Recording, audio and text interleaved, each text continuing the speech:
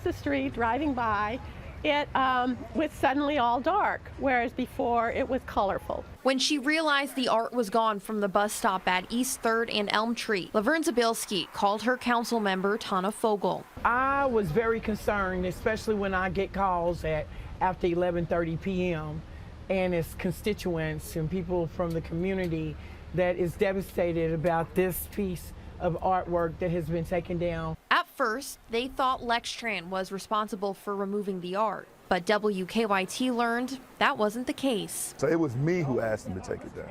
That's Levon Van Williams Jr. Not only is he the one responsible for the art coming down, he's also the one responsible for it going up 3 years ago. It was meant here to inspire the community and also to say that as African Americans in Lexington, Kentucky, that we did exist.